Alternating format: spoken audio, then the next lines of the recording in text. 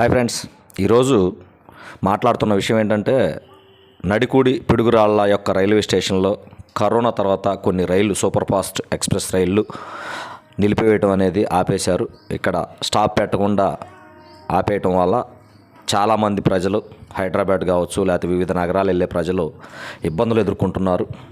2019 corona దగ్గర నుంచి తదితర 2-3 సంవత్సరాల నుంచి కూడా వైసీపీ ప్రభుత్వంలో కూడా దీని మీద చాలామంది చాలా ప్రయత్నాలే చేశారు వీటికి ఇక్కడ హాల్ట్ కల్పించాలని. కానీ వాళ్ళ ప్రయత్నాలు అయితే సఫలీకృతం అవ్వలేదు. కానీ ఈ రోజున చూడటం జరిగింది. నిన్న ఎవరైతే ఈ రైల్వే శాఖ వారికి సంబంధించిన వారు ఉన్నారో వారందరినీ ఎంపీ గారు స్థానిక శాసనసభ్యులు రిక్వెస్ట్ చేసి ఇక్కడ రైళ్లు పిడుగురాళ్ళ నడికూళ్ళలో రైళ్లు ఆపాలని చెప్పేసి కోరటం జరిగింది.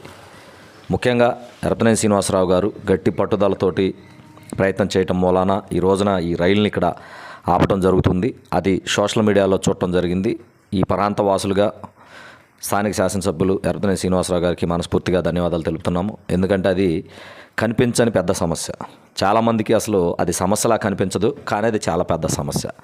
అలాంటిదే ఇంకో సమస్య ఉంది. అది శాసనసభ్యులు గారి దృష్టికి తీసుకెళ్ళాము. దాని మీద కూడా ఆయన స్పందించి తప్పకుండా ఆ ప్రయత్నం కూడా చేస్తూ ఉన్నారు. అదేంటంటే మాచర్ల ట్రైన్కి సంబంధించి బోగీలు గతంలో చూసాము. మాచర్ల ట్రైన్కి సంబంధించి బోగీలు పాత బోగీలు ఉండేవి. దాదాపు 12-13 బోగీలు ఉండేవి. ఉండటం మూలాన దాంట్లో సీటింగ్కి కింద పైన 2 వరుసలుగా కూర్చునేవాళ్ళు.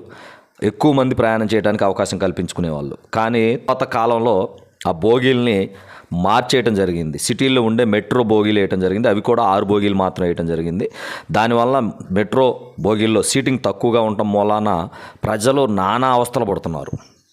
చాలా ఇబ్బందులు ఎదుర్కోవాల్సిన పరిస్థితి. ఒకానొక టైంలో అయితే టాయిలెట్స్ కూడా లేని బోగీలు ఏర్పాటు చేయడం జరిగింది.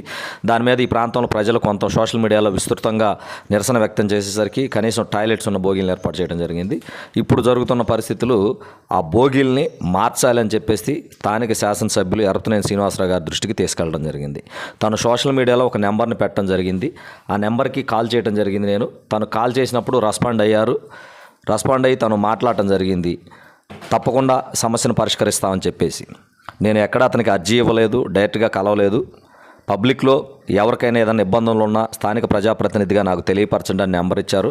ఆ నెంబర్కి నేను కాల్ చేశాను. తక్షణమే స్పందించి తప్పకుండా ఈ సమస్య పరిష్కారం చేసే దిశగా ప్రయత్నాలు చేస్తామని చెప్పేసి హామీ ఇవ్వటం జరిగింది. నిజమైన ప్రజాప్రతినిధికి ఉండాల్సిన లక్షణాలు ఇవి. ఎందుకంటే ఈ రోజున అర్జీలు ఇచ్చి 1-10 సార్లు ఎంటబడి తిరుగుతుంటేనే పట్టించుకోని రోజుల్లో జస్ట్ ఫోన్ కాల్ ద్వారా ఇంత పెద్ద సమస్యని తన దృష్టికి తీసుకెళ్లిన వెంటనే తప్పనిసరిగా దానిని పరిష్కారం తీసుకు ప్రయత్నం చేస్తానని హామీ ఇవ్వడం జరిగింది. గురజాల శాసనసభ్యుల వారికి మనస్ఫూర్తిగా ఈ ప్రాంతవాసులుగా ధన్యవాదాలు తెలుపుతున్నాము. అలానే ఎర్రపనేని శ్రీనివాసరావు గారు వీలైనంత తొందరలో ఈ ట్రైన్కి సంబంధించి బోగీలు 15 బోగీల దాకా ఏర్పాటు చేసి పాత బోగీలు కింద పైన సీటింగ్ ఉన్నటువంటి బోగీలను కనుక ఏర్పాటు చేసినట్లయితే ఈ ప్రాంత ప్రజలందరూ మీకు రుణపడి ఉంటారని చెప్పేసి తెలియపరుచుకుంటూ వీలైనంత తొందరలో ఈ యొక్క సమస్యకి పరిష్కారం చూపిస్తారని మనస్ఫూర్తిగా కోరుకుంటూ జై జవాన్, జై కిసాన్, జై హింద్.